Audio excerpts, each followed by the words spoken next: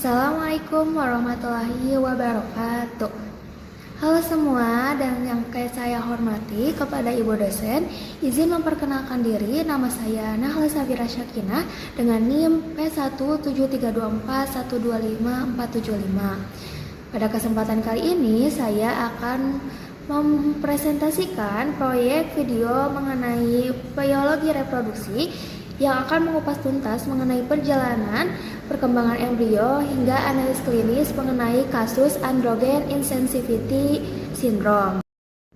Nah, seperti terlihat di layar, pembahasan kita hari ini terbagi menjadi 3 babak. Yang pertama ada fase embriologi, yang kedua ada fase diferensiasi seksual dan juga pertumbuhan fetus, dan yang terakhir kita akan membahas mengenai analisis klinis tentang kelainan androgen insensitivity syndrome. Mari kita mulai pembahasan ini dari babak pertama, yaitu mengenai fase embriologi, di mana sebuah kehidupan itu dimulai dari pertemuan dua sel. Di sini ada transport gamet dan juga fertilisasi. Proses pembuahan ini tuh diawali dengan tahapan yang disebut kapasitasi sperma. Nah, bayangkan saja nih, sperma tuh harus melakukan pemanasan terlebih dahulu selama kurang lebih 7 jam di saluran reproduksi wanita. Nah, pada waktu ini, lapisan pelindung yang ada pada kepala sperma tuh akan luruh yang memicu peningkatan kalsium. Nah, peningkatan kalsium ini tuh menyebabkan sperma tuh menjadi lebih lincah dan juga hiperaktif. Tanpa persiapan ini, sperma tuh gak akan memiliki kekuatan yang cukup untuk menembus dinding sel telur. Nah, setelah sperma bertemu dengan sel telur, tahap berikut itu adalah penyatuan gamet, di mana di sini tuh akan terjadi interaksi kimiawi, yaitu sperma itu akan berikatan dengan protein yang bernama ZP3 yang memicu pelepasan enzim penghancur yang nantinya itu akan membuka jalan, dan setelah terbuka terjadilah kerjasama antara protein yang ada pada sel telur yang disebut dengan integrin dan pada sel sperma disintegrin yang nantinya tuh mereka akan menyatu secara fisik. Nah, pada akhirnya materi genetik dari ayah itu akan masuk ke dalam sel telur ibu. Nah, di sinilah terjadinya kehidupan baru. Nah, setelah proses fertilisasi selesai dan juga terbentuk zigot, perjalanan selanjutnya itu adalah cleavage atau pembelahan sel secara cepat. Di tahap ini, sel itu membelah berkali-kali menjadi sel-sel kecil yang disebut dengan blastomer. Uniknya, mereka tuh memiliki jumlah sel yang bertambah banyak, tetapi ukuran mereka tuh tidak bertambah besar. Ini agar embrio tuh tetap bisa bergerak lancar melewati saluran tuba Falopi yang sempit menuju rahim. Nah, memasuki hari keempat, embrio itu berubah menjadi bola padat berisi 16 sampai 32 sel yang kita sebut sebagai morula, karena bentuknya itu yang mirip seperti buah murbei. Di sini terjadi proses kompaksi di mana sel-sel itu saling merapat kuat untuk mempersiapkan struktur internal mereka. Lalu pada hari kelima, cairan rahim itu mulai masuk dan membentuk rongga besar bernama blastosel. Munculnya rongga ini tuh sangat penting karena memicu diferensiasi pertama. Sel-sel mulai berbagi tugas, bagian dalam itu menjadi embrioblast sebagai calon janin dan lapisan luarnya itu menjadi trofoblast yang akan menjadi plasenta. Dengan bantuan rongga ini, sel-sel tuh bisa mengatur posisi dengan sempurna sebelum akhirnya siap menempel pada dinding rahim. Nah, setelah perjalanan panjang dari saluran tuba Falopi, sekarang kita sampai pada tahap yang paling kritis nih, yaitu implantasi. Di sini, blastokista itu bukan sekedar menempel, tapi juga secara aktif membangun jalur kehidupan. Proses ini tuh dimulai sekitar hari ke-6. Setelah menempel, blastokista tuh harus melakukan hatching atau keluar dari cangkang zona pelusidanya. Bayangkan nih seperti anak ayam yang menetes dari telurnya. Tanpa proses ini, implantasi itu tidak akan mungkin terjadi. Seperti yang terlihat pada gambar, blastokista itu menempel pada epitel endometrium. Sisi yang menempel duluan adalah kutub embrionik, yaitu sisi yang berisi gumpalan calon bayi. Nah, kalau teman-teman perhatikan, area berwarna gelap di diagram itu mulai menembus dinding rahim. Nah, itulah yang disebut dengan syncytiotrophoblasts. Sel ini tuh sangat agresif. Mereka tuh mengeluarkan enzim korosif untuk memakan jaringan rahim ibu agar embrio itu bisa terkubur penuhnya di dalam. Inilah yang terkadang menyebabkan munculnya bercak darah atau yang kita kenal sebagai pendarahan implantat. Masih di tahap implantasi, sekarang kita lihat lebih dalam bagaimana embrio itu mulai makan. Di dalam syncytiotrophoblast tadi muncul rongga-rongga kecil bernama lakuna. Saat invasi berlanjut, sel-sel ini tuh akan menembus pembuluh darah ibu yang disebut dengan sinusoid, sehingga darah ibu itu tumpah dan mengisi lakuna-lakuna tersebut. Teman-teman, inilah yang disebut sebagai sirkulasi uteroplasenta primordial. Meskipun plasentanya belum jadi sempurna, pada detik inilah untuk pertama kalinya terjadi pertukaran oksigen antara ibu dan juga embrio. Struktur ini tuh nantinya akan berkembang menjadi filikorionik yang menyaring nutrisi tanpa pencampuran darah ibu dan bayi secara langsung. Nah, terakhir ada Trophoblast juga bekerja sebagai pabrik kimia dengan menyekresikan hormon HCG.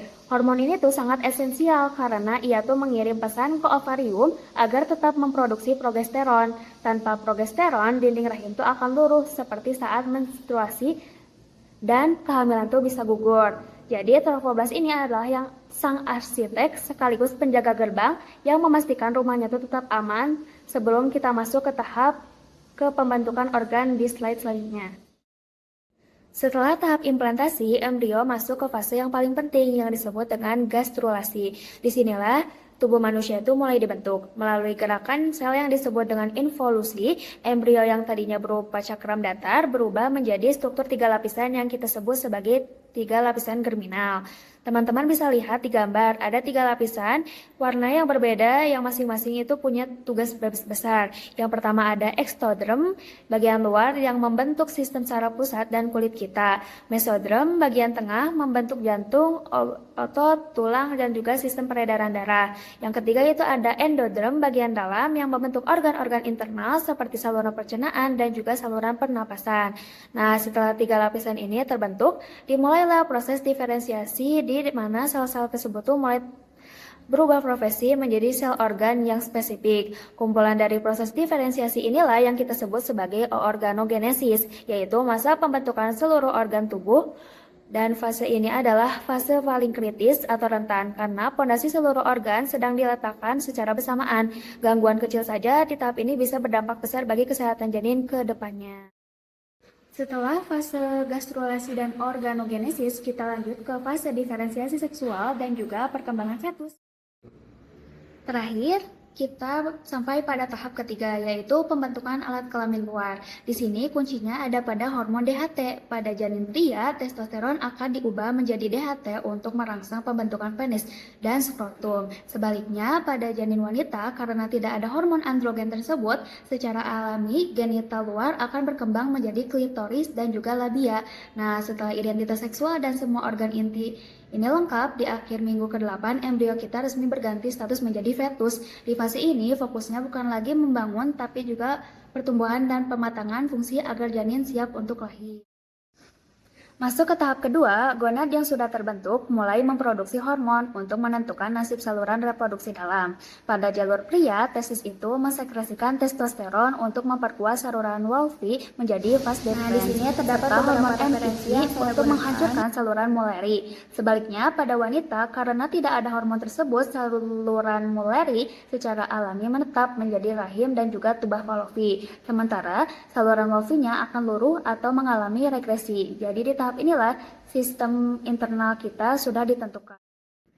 Masuk ke trimester kedua, pada gambar tubuh janin itu sudah mulai terlihat lebih proporsional. Fokus utama kita di sini adalah meliniasi saraf. Jika kita bisa melihat ke dalam jaringan saraf pada ilustrasi ini, sel-sel saraf itu sudah dibungkus oleh lemak mielin. Fungsinya seperti isolator kabel agar perintah dari otak tuh sampai ke otot dengan sangat cepat.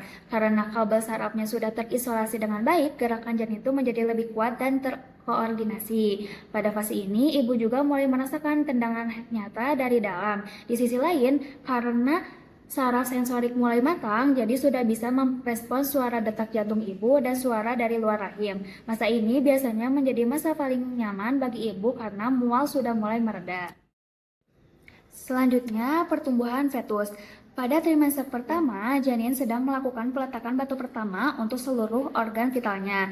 Pada gambar, bagian kepala yang sangat besar ini menunjukkan sistem saraf itu sedang berkembang secara masif melalui proses neurogenesis. Di fase ini, jantung itu sudah bukan lagi sekedar denyutan lemah, tapi sudah memiliki 4 ruang lengkap dan bisa terdeteksi lewat Doppler. Ini adalah sistem pertama yang berfungsi penuh.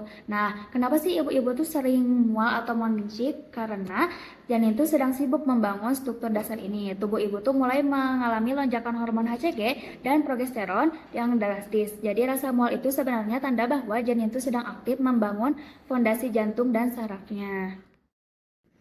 Masuk ke trimester kedua, pada gambar tubuh janin itu sudah mulai terlihat lebih proporsional. Fokus utama kita di sini adalah meliniasi saraf. Jika kita bisa melihat ke dalam jaringan saraf pada ilustrasi ini, sel-sel saraf itu sudah dibungkus oleh lemak mielin. Fungsinya seperti isolator kabel agar perintah dari otak tuh sampai ke otot dengan sangat cepat. Karena kabel sarafnya sudah terisolasi dengan baik, gerakan janin itu menjadi lebih kuat dan terkoordinasi. Pada fase ini, ibu juga mulai merasakan tendangan nyata dari dalam. Di sisi lain, karena saraf sensorik mulai matang, jadi sudah bisa merespons suara detak jantung ibu dan suara dari luar rahim. Masa ini biasanya menjadi masa paling nyaman bagi ibu karena mual sudah mulai mereda. Terakhir, di trimester ketiga, fokus kita itu berpindah kepada organ yang paling menentukan hidup bayi di dunia luar, yaitu paru-paru. Pada gambar posisi janin yang sudah mulai turun ke panggul di dalam organ dadanya, paru-paru sedang memproduksi surfaktan dalam jumlah besar. Tanpa surfaktan, alveoli bayi itu akan lengket dan kolaps saat bernapas pertama kali. Selain itu, sistem saraf pusat sudah matang untuk mengatur termoregulasi atau suhu tubuh sendiri. Ibu akan mulai merasakan sering buang air kecil atau sesak napas. Kenapa? Karena rahim yang sudah penuh menekan diafragma dan juga kantung kemihnya. Ibu juga akan merasakan kontraksi palsu atau Braxton Hicks sebagai latihan rahim untuk persalinan. Ini adalah bahasa tubuh ibu yang menandakan janin itu sudah benar-benar siap untuk hidup mandiri di luar rahim. Pembahasan kita yang terakhir yaitu analis klinis mengenai kelainan kongenital. Nah, di sini saya memilih kasus mengenai kelainan kongenital androgen insensitivity syndrome atau yang biasa disingkat menjadi IAIS. Bayangkan nih, ada sebuah bangunan yang instruksinya sudah benar atau kromosom XY, mandornya itu sudah ada atau gen SRY dan bahan bakunya itu testosteron sudah dikirim, tapi para pekerjanya atau reseptornya ini tuh mogok makan dan tidak mau bekerja. Itulah IAIS. Kelainan ini tuh terjadi di minggu ke-7 sampai ke-12 karena reseptor androgennya tuh rusak akibat mutasi genetik di kromosom X. Tubuh si janin itu tidak bisa memproses testosteron. Secara otomatis alamiah tubuh manusia akan membeli jalur default yaitu menjadi perempuan. Nah, masih pada pembahasan kelainan androgen insensitivity syndrome atau IAIS, di sini lebih lanjutnya mengenai penyebab dan juga dampaknya. Nah, penyebab utamanya itu adalah pada mutasi gen reseptor androgen di kromosom X. Teman-teman bisa melihat pada gambar yang ada di slide, pada kondisi normal, hormon testosteron itu akan berikatan pada reseptor untuk membentuk organ pria. Namun pada kasus IAIS, teman-teman lihat tanda silang merah di sana, tubuh memiliki hormon testosteron, tapi reseptornya itu tidak berfungsi. Akibatnya, secara klinis, meskipun genetiknya XY, genitalia eksternalnya itu akan tampak seperti perempuan sempurna.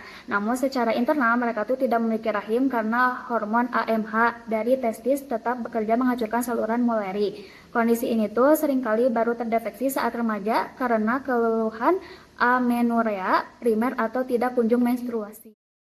Nah, di sini terdapat beberapa referensi yang saya gunakan. Nah, alhamdulillah presentasi dari saya sudah selesai. Terima kasih atas perhatiannya. Mohon maaf apabila ada kata-kata yang kurang berkenan. Wassalamualaikum warahmatullahi wabarakatuh.